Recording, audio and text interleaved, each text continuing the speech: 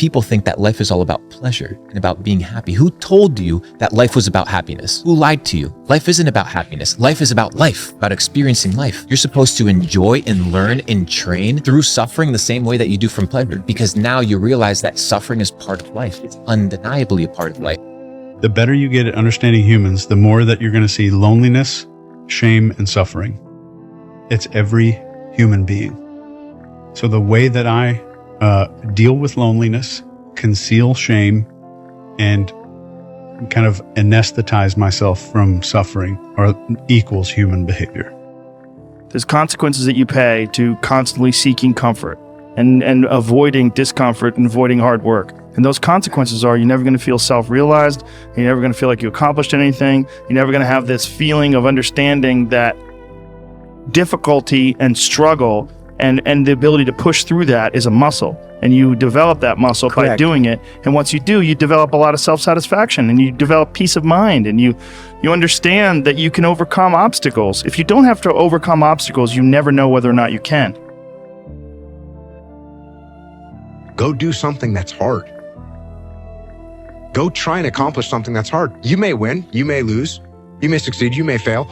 I'll tell you what, you'll be better.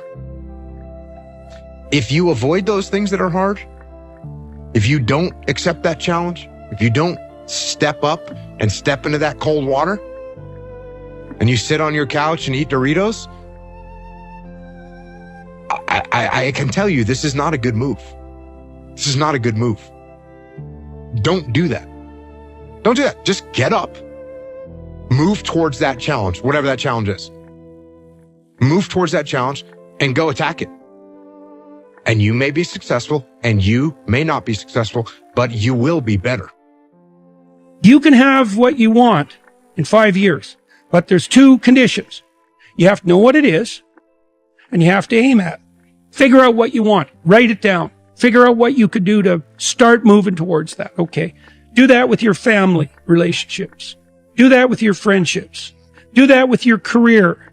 Do that with your education. Think about your misuse of alcohol and drugs and other things that might drag you down. Develop a vision. And you have to do that in dialogue with yourself, right? It's like, if I could have what I wanted, what would satisfy me? And you might think, well, I could never get that. And I could say, well, maybe not, but I'll tell you one thing, man. You can move towards it.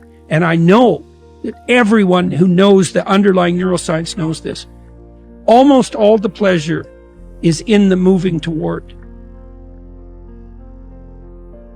Everybody works out on the good days, but on the days when you feel stressed and tired, on the days when the weather's bad and it's kind of inconvenient, on the days when you don't really feel like it, can you show up, even if it's in a small way? One of my little mantras that I try to keep in mind is reduce the scope, but stick to the schedule. So the normal scope might be, I write for 30 minutes. And then you look up at the clock and you're like, oh, I only have 15. And sometimes what happens in your head is you're like, oh, I don't have enough time to write today. Or you're like, oh, I was planning to work out for 60 minutes. And you look up and you're like, time got away from me. I only have 20 minutes now. I don't have time to go to the gym. It's easy to talk yourself out of it, but reduce the scope, but stick to the schedule. It's like, well, I only got 20 minutes instead of 60. So I'll just get in there and do a couple sets of squats and that's it. And I've had so many workouts that have been like that, where you're like almost, it's easy to be kind of disappointed you weren't able to do the whole thing that you wanted to do, but you didn't throw up a 0. And if you don't throw up a 0, you maintain the habit. And if you maintain the habit, all you need is time. And so the bad days are more important than the good days in that sense. You need to figure out, how do you show up even if when it's not optimal? If you close your eyes and you begin to think about doing something, you would rehearse it in your mind. Yeah. Turns out that the act of mentally rehearsing something when you're truly present, your brain does not know the difference between what's going on out there and what's going on in here. In fact, your brain will begin to look like you've been doing it for the last 5 days and you've never run the course. So the next question is, does that change the body? Take a group of men, have them do one-handed curls in their mind, and bring an emotional component like stronger, harder, more intense, 1 hour a day for 2 weeks. At the end of 2 weeks, 13.5 increase in muscle strength. Wow. Never lifted a weight. And all of a sudden, they began to act differently. They began to think differently, of course. They began to feel differently. They were no longer feeling pain. They're actually liking themselves, right? The man who never failed, the man who never fell has no glory. The man who fell and got back up, that's where his glory is. There's a verse in the Bible that says, when I became a man, I put away childish things. You can't become the best version of yourself unless you're willing to neglect who you are today. The bad habits, the bad friendships, the bad relationships, the bad ideas, the bad mindset. Because if you want to become a millionaire, if you want to become a person that's successful, if you want to develop a better physique, it will require sacrifice. And if you want to get to the next level, it'll cost you. There is a price to success. It hurts. We think of love as a warm feeling and a sense of caring. Now, almost all parents have that for their children. Only very traumatized parents, who themselves were totally shut down in childhood, lack that oceanic sense of love for their children. But that sense of love, that feeling is not sufficient, because it's not what the parent feels that matters, it's what the child receives. If the parent loves the child, but is themselves too traumatized to actually see the child and to attune to the child, then the love doesn't get through. The sense of love gets through, and that's good, but to be truly loved, you have to be seen.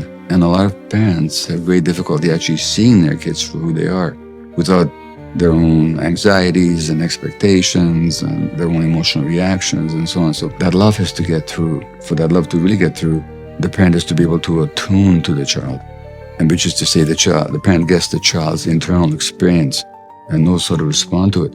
And when parents are stressed, as many of them are in this society, they have great difficulty being attuned to the child. So attunement here is the key. Sorry to break it to you, but it's impossible for someone who destroys your mental health to be the love of your life. Obsessing over someone isn't love, it's fear disguised as affection. Unhealthy love often feels exciting, dramatic, and profound, but hurts us in the long run. Healthy love often feels dull, peaceful, and repetitive, but it heals us in the long run. Here's some advice.